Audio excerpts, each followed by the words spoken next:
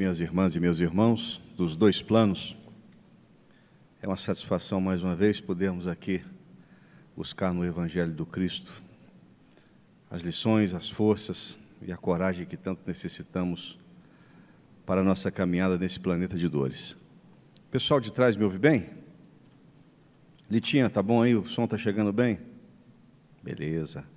Alguém nos visita pela primeira vez? Sejam bem-vindos à casa de Sebastião Marte. Nós temos aqui nessa abençoada casa a missão de fazer com que a revivescência dos ensinamentos do Cristo sobre a ética da doutrina espírita sejam sempre passadas a todos. Sintam-se em casa, uma casa de amigos, de irmãos. Existe uma programação que a casa segue de segunda a sábado. Depois, se quiserem saber mais aqui da nossa programação, procurar alguém da diretoria, a nossa irmã Maria, ou então no quadro de avisos nós temos lá todos os trabalhos que são executados aqui. Sejam bem-vindos. Continuamos então com o estudo do livro Evangelho segundo o Espiritismo, o terceiro livro da codificação kardeciana. E lembramos mais uma vez que esse livro ele veio se estender dentro da visão da moral crística e, acima de tudo, buscar fazer com que o entendimento da religiosidade que a doutrina espírita prega pudesse, através principalmente dos evangelistas Marcos e Mateus, ou seja, das passagens da vida do Cristo, sedimentar mesmo esse grande propósito que Deus tem para com os homens e as mulheres da terra. Hoje nós estamos encarregados de falar sobre o capítulo 10, que trata das bem-aventuranças, mas vamos falar especificamente sobre o perdão. Bem-aventurados os misericordiosos, porque alcançarão misericórdia, mas o que nós ficamos encarregados é o trecho do capítulo 5 do Evangelho de Mateus, que fala sobre o perdão. E, logicamente, nós vamos aqui, antes de iniciar a nossa fala, fazer uma pergunta, uma indagação, e no final da nossa fala a gente vai tentar fazer uma reflexão, ver se nós somos realmente seres que perdoam. E a frase que nós deixamos aqui é a seguinte: eu já aprendi a perdoar. Essa é a frase. Depois nós vamos falar no final, vamos voltar a essa frase. Só para a gente contextualizar aqui, a leitura é rápida, né? Se perdoardes aos homens as faltas que cometeram contra vós, também vosso Pai Celestial vos perdoará os pecados. Mas se não perdoardes aos homens quando vos tenham ofendido, vosso Pai Celestial também não vos perdoará. Se contra vós pecou vosso irmão, ide fazer-lhe sentir a falta em particular, a sós com ele. Se vos atender, tereis ganho vosso irmão. Então, aproximando-se dele, disse Pedro: Senhor, quantas vezes perdoarei ao meu irmão? Será até 7 vezes? Disse-lhe Jesus: não vos digo que perdoarei 7 vezes, mas 70 vezes 7 vezes. E aqui uma breve contextualização de Kardec a respeito desse trecho evangélico que nós acabamos de ler. A misericórdia é o complemento da brandura, porquanto aquele que não for misericordioso não poderá ser brando e pacífico. A misericórdia consiste no esquecimento e no perdão das ofensas. O ódio e o rancor denotam alma sem elevação, sem grandeza. O esquecimento das ofensas é próprio da alma elevada, que paira acima dos golpes que lhe possam desferir. Uma é sempre ansiosa, de sombria suscetibilidade e cheia de fé. A outra é calma, toda mansidão e caridade. Ai daquele que diz, nunca perdoarei. Esse, se não for condenado pelos homens, sê-lo-á certamente por Deus. Com que direito reclamaria ele o perdão de suas próprias faltas, se não perdoa a dos outros? Jesus nos ensina que a misericórdia não deve ter limites, quando diz que cada um perdoe ao seu irmão, não 7, mas 70 vezes 7 vezes. Há, porém, duas maneiras bem diferentes de perdoar.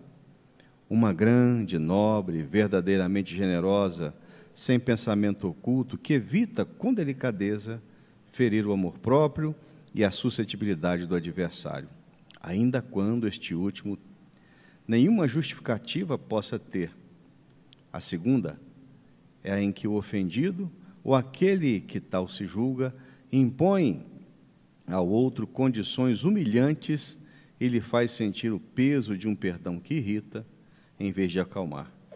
Se estende a mão ao ofensor, não o faz com benevolência, mas com ostentação, a fim de poder dizer a toda a gente, vede quando sou generoso. Nessas circunstâncias, é impossível uma reconciliação sincera de parte a parte. Não há aí generosidade. Há apenas uma forma de satisfazer ao orgulho.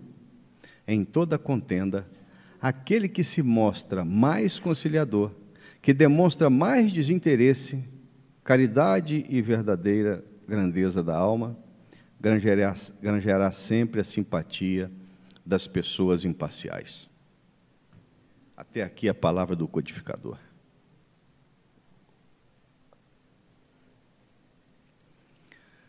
Sem sombra de dúvida, essa passagem de Pedro, ela se deu em Cafarnaum por volta de 6 meses antes do desencarne ou a crucificação do Cristo.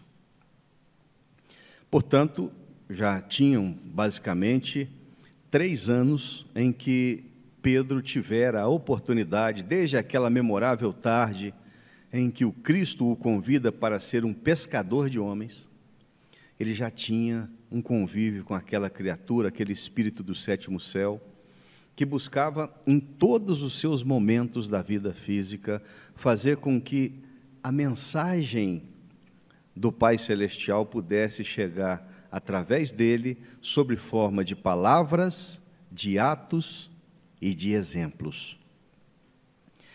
E a época em que se deu essa passagem, o costume é que os religiosos sempre recomendavam que as pessoas perdoassem por 3 vezes. E a gente nota que Pedro foi bem, ou tentou ser bem benevolente, quando perguntou ao Cristo se deveríamos perdoar 7 vezes.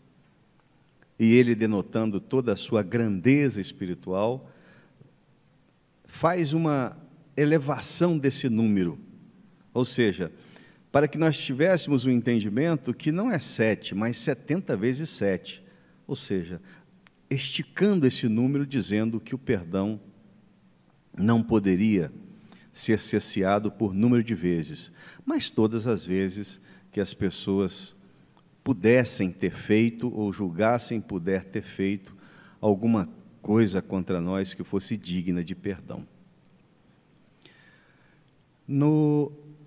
Na abençoada lavra do nosso irmão Divaldo, tem uma obra em que Joana de Ângeles fala que o perdão, ele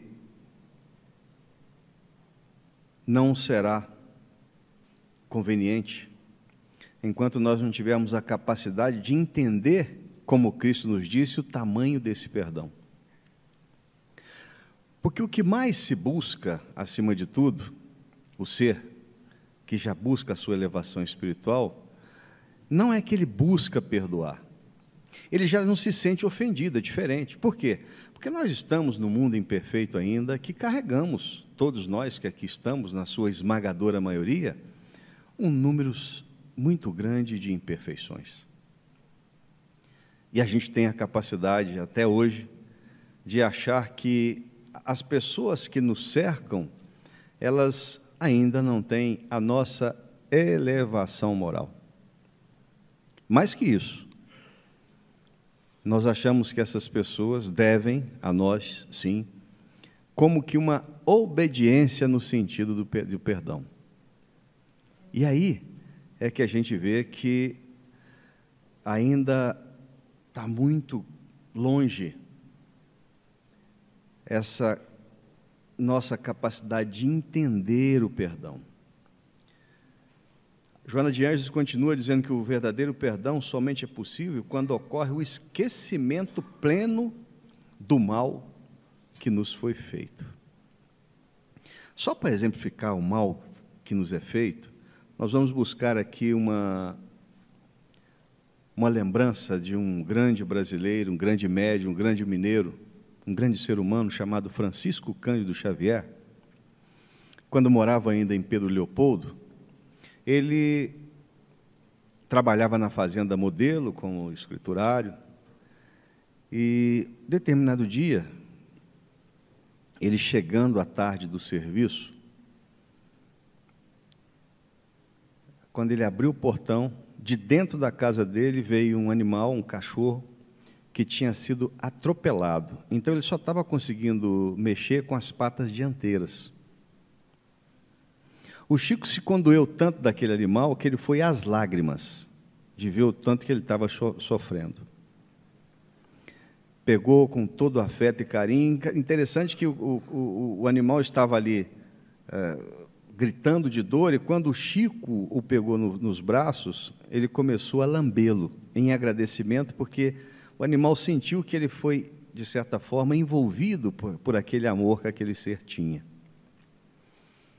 Ele, com muito cuidado, tratou daquele animal, pegou ali alguns poucos trapos, né, porque ele não tinha muito, fez uma cama confortável, comprou remédio para aquele animal, porque não tinha,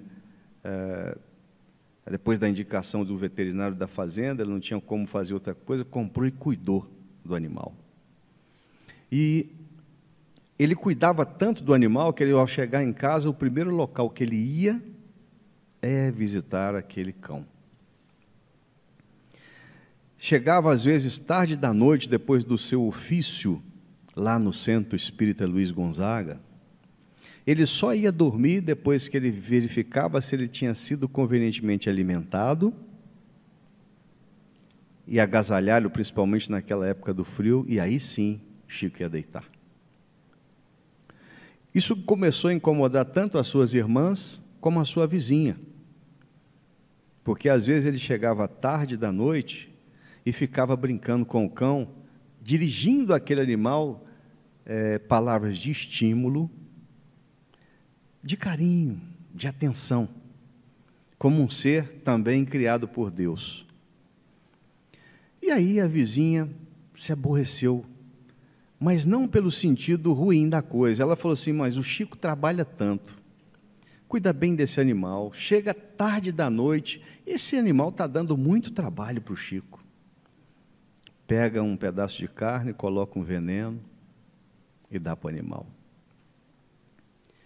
Quando o Chico chega à tarde, o animal estava ali naquela tristeza, deu um uivo prolongado, e o Chico chega, abraça: o que está havendo? E o cão expira em seus braços. Ele chora copiosamente, enterra o animal. Dias depois, chegando para almoçar em casa, a sua irmã dá-lhe a notícia: o cão não morreu de causa natural, ele foi assassinado pela vizinha. E eu não estou fazendo fofoca, não, ela mesma é que disse, porque ela achou que você estava sofrendo muito em ter que cuidar dessa criatura. Chico colocou as duas mãos na cabeça e falou assim: valha-me Deus, como é que pode ter tanta maldade no coração de uma criatura? E a partir desse dia, tudo que o Chico pensava era no desencarne do cão, da forma que foi. Até a sua atividade mediúnica começou a ficar comprometida, porque ele estava com uma mágoa muito grande no seu coração pela sua vizinha. Até que lhe aparece Emmanuel, o seu mentor espiritual, e diz: olha, Chico, essa mágoa que você está carregando pela vizinha está te fazendo muito mal. Você tem que perdoar. Ele: mas como é que eu posso perdoar uma maldade desse tamanho? Aí Emmanuel falou assim: você só vai conseguir perdoar ela quando você tiver condições de ajudá-la. Aí ele apelou, né, com Emmanuel: mas como é que eu vou ajudar a pessoa que faz uma maldade dessa? Ele falou o seguinte: você está se esquecendo das palavras do Cristo, Chico. Quando ele falou com Pedro sobre o perdão, quantas vezes mesmo ele disse para perdoar? Aí Chico se sentiu incomodado, né? Pô, eu não estou sendo realmente cristão. E ele falou assim: mas você que vai ter que ajudá-la. E ele esqueceu aquilo. Dia seguinte, ele chega lá, a irmã dele fala: é a nossa vizinha, né? Está passando tanta dificuldade. Ela é costureira, mas não consegue comprar uma máquina de costura. Aí o Chico dá uma risada, vai lá, porque ele ganhava um salário mínimo, faz umas centenas de prestações e compra a máquina de costurar para a vizinha. Eis que o dia que ele foi entregar essa máquina com a pessoa, com o entregador, a vizinha veio de encontro a ele, chorando copiosamente, deu um abraço e não largou mais o Chico. E ele sentiu-se naquele momento envolvido por uma sensação de gratidão vinda dela, que ele também foi às lágrimas. Emmanuel estava do lado dele, não falou nada, só deu um sorriso. Depois daquele dia, ele nunca mais viu aquela irmã como alguém que teria feito o mal. Ela tencionou ajudá-lo da forma inconveniente. E aí, quando a gente fala do perdão, como essa história do Chico, a gente vê que no dia a dia nosso, nós temos histórias como essa. De irmãos e irmãs que convivem conosco, que querem nos ajudar. Só que muitas vezes a forma desse auxílio que eles buscam não é da forma correta. E nós, como Chico, não nos permitimos lembrar do ensinamento que Cristo que passou ao nosso irmão Pedro, da extensão do perdão. Tem uma trilogia recente do nosso irmão Manuel Filomeno de Miranda, o Espírito, que começa com Transição Planetária, Amanhecer da Nova Era e Perturbações Espirituais. Quando a gente fala de perdão, é interessante que a gente lembre algumas passagens. E lá, esse livro, os dois primeiros, ele trata de um espírito chamado Eliakim Ben Sadoc, que em 1478, quando iniciou-se a Inquisição na Espanha, ele foi condenado à fogueira, não sem antes levar um grande número de flagelos físicos, vendo inclusive os seus parentes passarem pela mesma situação, porque as pessoas que o denunciaram como herege, e à época ele era rabino, as pessoas que o denunciaram como herege queriam a fortuna que ele tinha. Eliakim foi para a região subcostal, com tanto ódio e organizou um verdadeiro exército para combater a causa crística. E esse livro traz, para a gente entender a necessidade do perdão, um sofrimento que esse espírito passou por mais de 700 anos e o grau de comprometimento que ele fez disseminando o mal a todas as criaturas. Então, tudo aquilo que era a pregação do Cristo, ou todos aqueles que buscassem falar sobre o Cristo, ele queria dizimá-los. E tinha esse espírito e as hostes que ele comandava, tinha grande poder hipnótico, entre outros. E ele carregava tanto ódio que, num atendimento que Bezerra de Menezes fez, numa casa espírita, eles tentaram entrar. Lembramos sempre que a casa espírita, ela é um local abençoado e muito protegido. Como a nossa irmã Judite falou no início, essa preparação ela se iniciou desde muito cedo, né?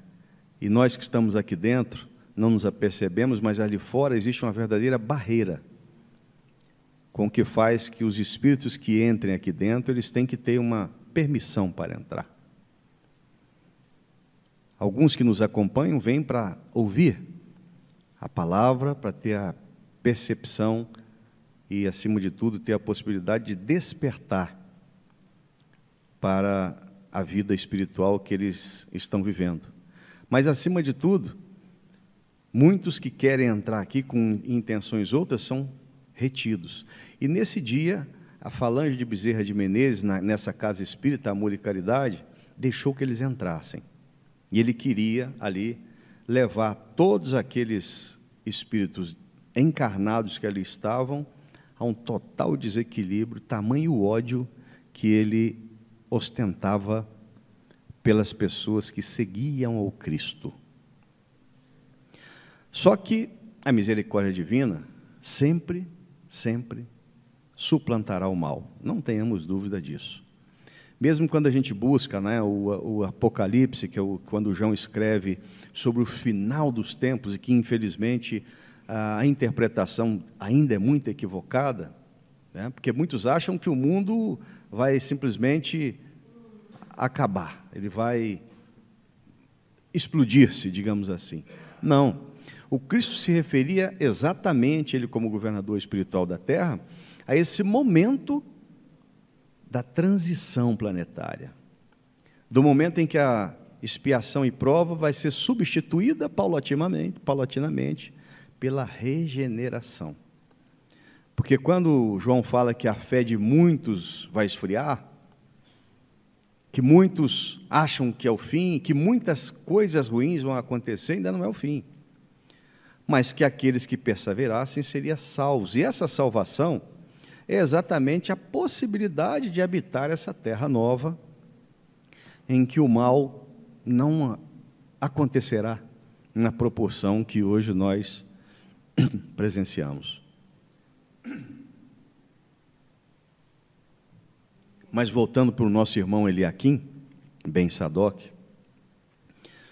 ele teve a necessidade de que a espiritualidade superior levasse-o para um local para fazer uma verdadeira regressão do momento em que ele começou a sua obra do mal, e aí ele sente, quando vem a sua mãe, o espírito sublimado da sua mãe, e o chama à responsabilidade. Então ele começa a sentir o peso de todo o equívoco cometido na obra do bem. E esse quadro, por mais doloroso que pareça ser para o espírito, é um alerta, sem sombra de dúvida, para nós outros que estamos aqui. Porque no início da leitura do evangelho que nós fizemos aqui, de Mateus, quando o Cristo recomenda que nós façamos a reconciliação com os nossos irmãos enquanto nós estamos a caminho com eles. E a gente, muitas vezes não se apercebe do que é o processo reencarnatório. Na década de 1940, quando o nosso irmão André Luiz trouxe a memorável obra Nosso Lar, a gente começou a ter umas pinceladas sobre isso, né? Mas, em linhas gerais, é o seguinte: vocês já imaginaram que muitos de nós que estamos aqui, para estarmos nesse momento com as pessoas que nós temos necessidade de estar, que uma encarnação dessa pode ter aí uma preparação de 400 anos ou mais? O Espírito de Hamed fala, né, que nós temos a família que merecemos e o corpo que necessitamos. Então, imagina só, essa que hoje é a minha companheira, ou meu companheiro, ou meu filho, ou minha filha, ou meu companheiro de trabalho, nós tivemos, pelos compromissos que assumimos, a necessidade de esperar eles ou nós algumas centenas de anos para estarmos aqui. E quando nós chegamos e temos a oportunidade de fazer esse reajuste, nós negligenciamos.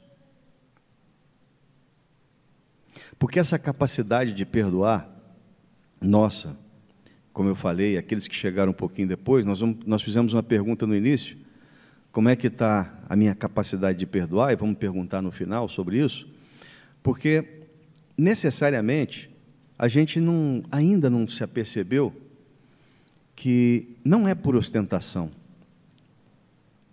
mas a necessidade da misericórdia para com as pessoas que não pensam como nós, ela será tão mais efetiva quando eu tiver a capacidade de entender que eu também tenho meus erros e que talvez são muitos. E reparem, comecem a reparar, muitas vezes a gente consegue ter uma antipatia que parece, entre aspas, gratuita com alguém, e quando eu começo a olhar mais essa pessoa, a gente consegue ver que ela é exatamente aquilo que eu sou. Parece que seria o nosso espelho. Nós condenamos nas pessoas os mesmos atos que nós temos em larga monta. Por isso que o Cristo, quando naquele colóquio em Cafarnaum com Pedro, sentiu a necessidade de fazer com que ele entendesse que a extensão do perdão tem que ir para além da minha necessidade de pedir perdão. Porque quando o Cristo falava que se eu não perdoo, Deus não me perdoa, e aí a gente entende que naquela época a necessidade do Cristo falar dessa forma, porque na realidade, se a gente for olhar bem, não há necessidade nenhuma de Deus nos perdoar, até porque Ele é todo perdão. E a gente tem aí, na extensa gama de livros espíritas, nós temos aí a notícia, né, que os espíritas estão desencarnando mal, e muitos deles chegam lá em cima e dizem: caramba, mas eu tive uma grande oportunidade e não aproveitei essa oportunidade. Ou seja, todos nós, quando falamos do perdão, nos esquecemos do seguinte: as pessoas imperfeitas são colocadas juntas, até para que elas tenham a capacidade de, em se suportando, se perdoando, terem a capacidade de crescerem juntas. Não nos iludamos. Essa curta estada nossa aqui, que para alguns chegará, para alguns poucos privilegiados, a uma centena de anos, são segundos perante a eternidade.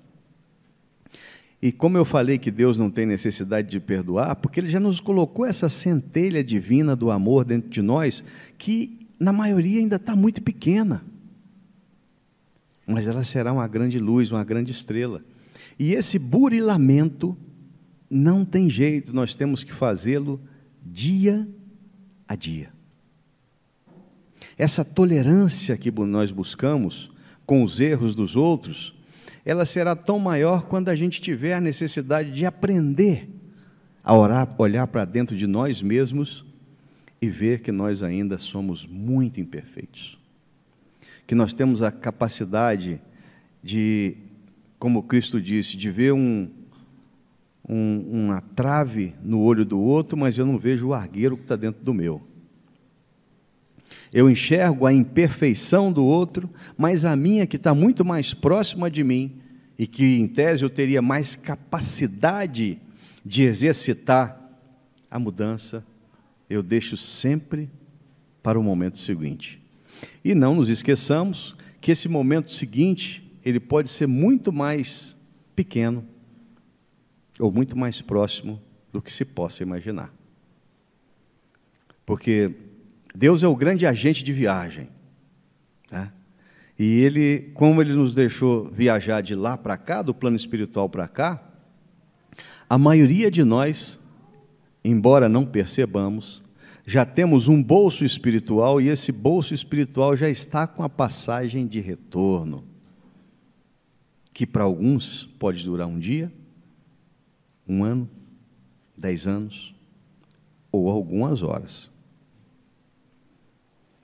E Dr. Inácio, né, que o nosso irmão Carlos Bacelli traz aí uma série de livros instigantes, né, que buscam despertar para a necessidade de não ser admirador da obra do Cristo, mas trabalhar conforme ela diz.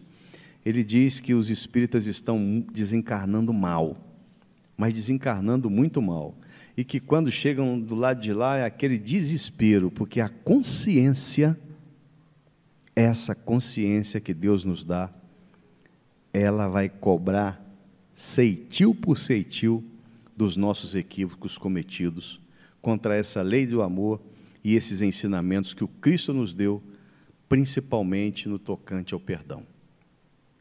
E quando a gente fala disso, porque nós falamos desse trecho, né, do Evangelho de Mateus, que fala dessa conversa de Pedro com Cristo, 6 meses antes do desencarne dele, não nos esqueçamos que, mesmo tendo passado isso tudo, Pedro ainda teve, como ser humano que é, ser falível que é, teve a coragem moral de negar o Cristo por 3 vezes. E não nos esqueçamos de que, mesmo assim, né, o Cristo, sabendo da falibilidade, não só de Pedro, mas do ser humano de um modo geral, ele teve a preocupação de fazer com que o ensinamento dele pudesse estar ecoando até hoje. Portanto, essa capacidade de perdoar, né?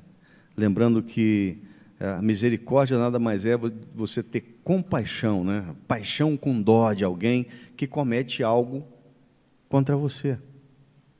Porque o ser elevado, né? O espírito elevado, ele não se utiliza do perdão. Explicando, o espírito elevado, ele entende ainda que o ser humano que habita a terra, ele tem diversas idades espirituais. E alguns, mesmo sendo espíritos milenares, despertaram para esse compromisso de viver a mensagem evangélica do Cristo há muito pouco tempo.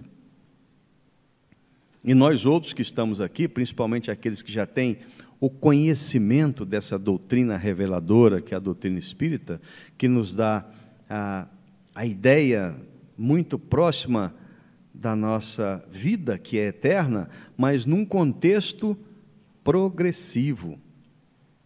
Eu sou espírito que fui criado simples e ignorante, e escolhi caminhos diversos daqueles caminhos do bem, e vou ter que fazer, então, o retorno a esse caminho, ou seja, reencarnar de novo, procurando essas pessoas com as quais eu me equivoquei, e fazendo com que a reparação dos males que foram feitos sejam reparados. E aí, quando a gente fala do perdão, quando a gente busca esse instrumento maravilhoso que nos faz sentir melhores, né? Porque, como o próprio evangelista diz, é muito melhor você perdoar do que você pedir perdão. Porque se eu estou perdoando, significa que eu fui ofendido. Agora, se eu estou pedindo perdão, significa o seguinte: eu errei. E esses espíritos sublimados, então, são os espíritos que eles conhecem os erros humanos. Sabe da nossa incapacidade ainda de resistir às tentações do mal. E que muitas vezes nós preferimos ainda estarmos no mal.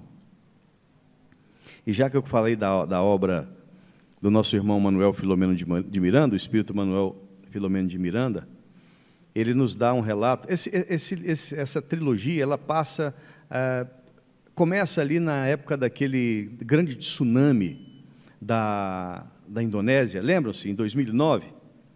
E eles falam de momentos importantes de que os espíritos sublimados, espíritos que já passaram da fase regenerativa há milênios, que são da constelação de Alcíone, é uma constelação como a nossa Via Láctea, aliás, que está na Via Láctea, mas que está muito distante, anos e anos e anos-luz da Terra. Esses espíritos estão encarnando na Terra em alguns milhões deles. E o interessante de que eles foram fazer uma visita numa dessas colônias, eles não têm nenhuma propensão ao mal. Eles estão na psicosfera da Terra para aprender um pouco da maldade que nós temos, que eles já abandonaram essa maldade há milênios. E eles são os espíritos que se comprometeram com a causa crística de fazer com que o nosso planeta evolua. Isso significa o seguinte: muitos de nós não teremos uma vivência muito próxima com esses espíritos.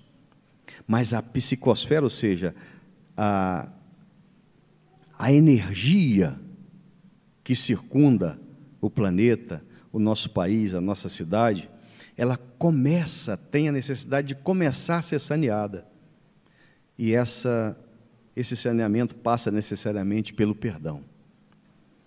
Então, todos nós que aqui estamos, encarnados e desencarnados, temos que nos comprometer com essa limpeza perispiritual da nossa amada Terra. E quando eu tenho a capacidade de exercitar o perdão, eu já começo a me aproximar daquela necessidade, ou pelo menos daquela possibilidade mínima de habitar essa Terra, nessa virada dela de planeta de expiações e provas para planeta de regeneração. Porque nessa obra que nós citamos, a grande retirada de espíritos recalcitrantes do mal para aqueles planetas que o Cristo citou, que pranto e ranger de dentes seria uma pintura muito tímida do sofrimento desses espíritos, já está bem adiantada. Então, muitos desses espíritos que estão desencarnando agora e desencarnando muito mal, eles não terão mais a oportunidade de renascer na Terra, nem na psicosfera dela, e com certeza experimentarão sofrimentos. Mas aí fica o convite para os trabalhadores da última hora. O Cristo, no seu Evangelho, fala na forma de parábolas, que hoje o Espiritismo veio desnudá-las ou colocá-las de uma forma muito simples. E aí, como prometido, eu gostaria que nós buscássemos nesse momento fechar os nossos olhos